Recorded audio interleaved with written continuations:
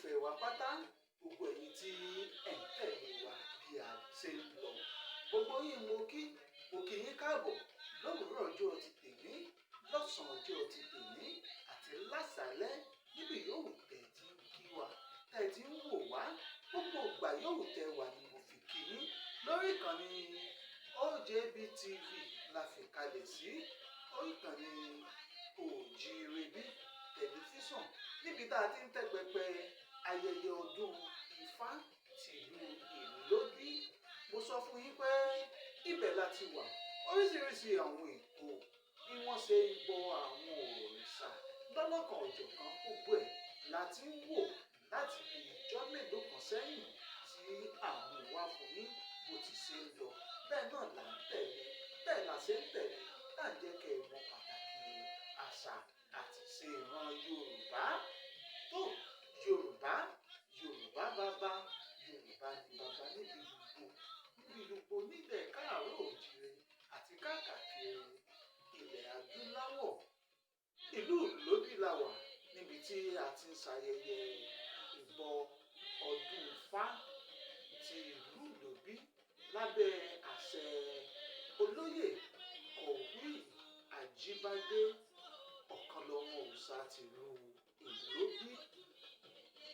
Lónìí à ń lọ sódò a fẹ́ lọ bọ Iyemoja òòṣà Iyemoja tá a bá wá padà dé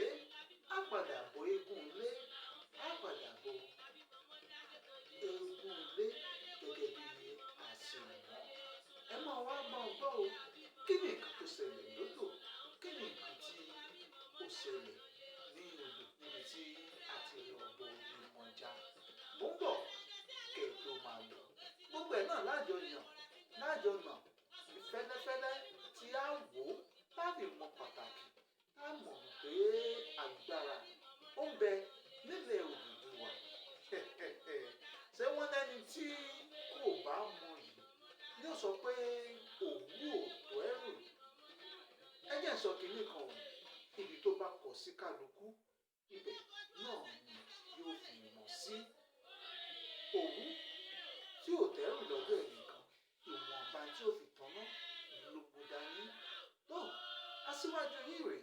Olalekan Akanji ìkọ́ Ademeto ọmọ bàbá ń jẹ Ògbómọ̀ṣọ́ bó ní ẹ jẹ́ ká máa lọ ká tètè lọ darapọ̀ mọ́ wọn lódò níbi tí wọ́n ti ń bọ Iyemoja tí kálukú tí wọ́n ń wúre ọdún kálukú ń béèrè ní nǹkan tó fẹ́ ní nǹkan tí ó kọ̀ àti nǹkan tó fẹ́ gbogbo ẹ̀ ni wọ́n jọ ní kálukú ń béèrè ọ̀yá ẹ jẹ́ ká máa lọ kàdé sàn orí ìkànnì OJBTV la fi kalẹ̀ sí màmá ràn yín létí pé ẹ jẹ́ ká máa fọ́nà péèjì wa lórí Facebook lórí Twitter lórí Instagram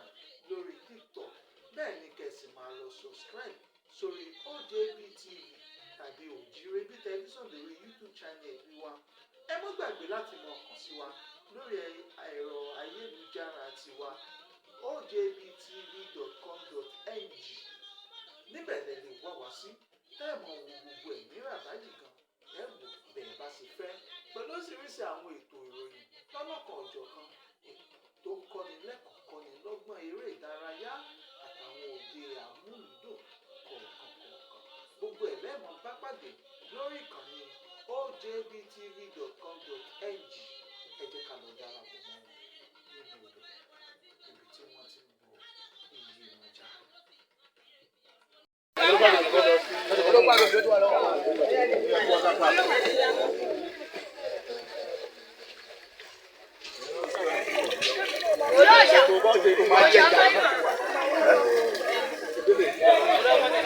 Eré ni wá ṣe ń sọ̀wé o, ọ̀dọ̀ wa pa o, ojú wa ti wá o, ara máa ní wá o, àwa tá a jọ ní kájà mọ́tò o, káàbí kàkí mọ́ láyé o, ká máa ní sí ká máa dínkù o, àjíǹde ara kó jẹ́ gbogbo wa o, inú wa kó dùn kẹ́ni kó bọ́ o, gbogbo ogun àṣetì kó má kàn wá o, ìdààmú kó má kàn wá o, ká má dẹni àná, ká má dẹni àtijọ́, kójú má ti wá o, kára kó tu gbogbo wa o. àtàrí èkó àtàrí àlòbí tọ́jú sàfúnà gbogbo wa kábàjì àkàbàdàmú àtàwọn yóò ṣàánú kó má tì wọ́n kára kó tó gbogbo wa àtọ́nílé àtàlejò káma dínkù wọn ó yá àwọn olùkájọ níbi ni o káma dínkù o kínú wa kó dùn kẹ́ni kókó ọ̀rẹ́ ògbọ́gbọ̀ ògbà kó tún gbọ̀ kọ́mọ́ àtọ́dún yà àtàwọn káma kọ́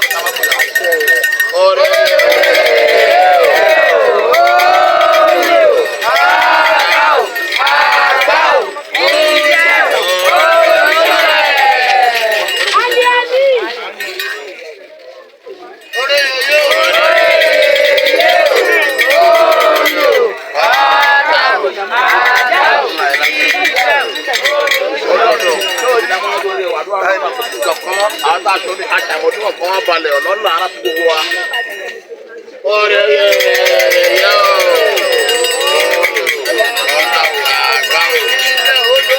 ó gba orí olùkọ́ sí nǹkan kan lọ́ka fún wọn balẹ̀ alẹ́ sí àdínkù. Aka òbí wa máa yẹ kó sí nǹkan kan lọ́ka fún wọn balẹ̀ ó ti jábọ̀ pátá ara tó wà ọ̀nà ọ̀kan wọn balẹ̀.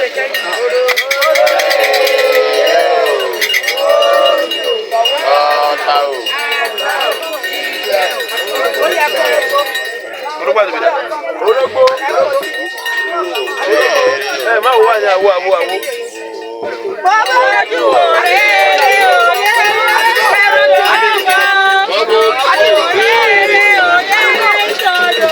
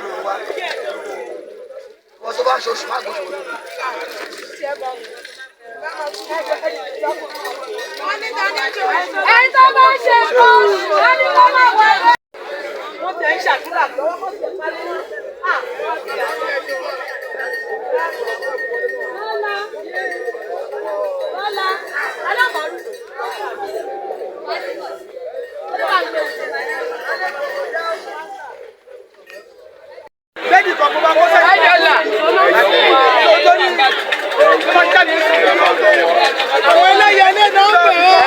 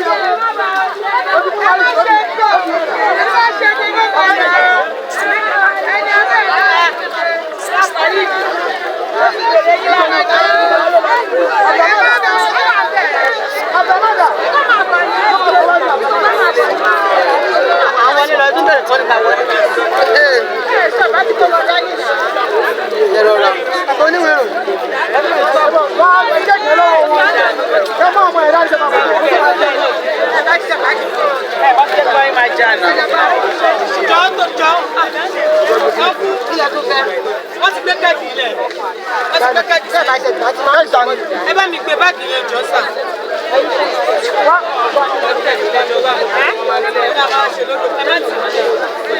Bá mi gbé wọ́n kọ́ ni báàgì wọ́n kọ́.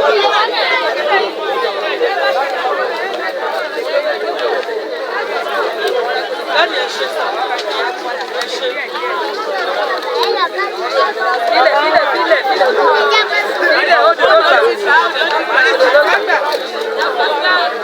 Ìwọ ìdájọ́ òní wọlé.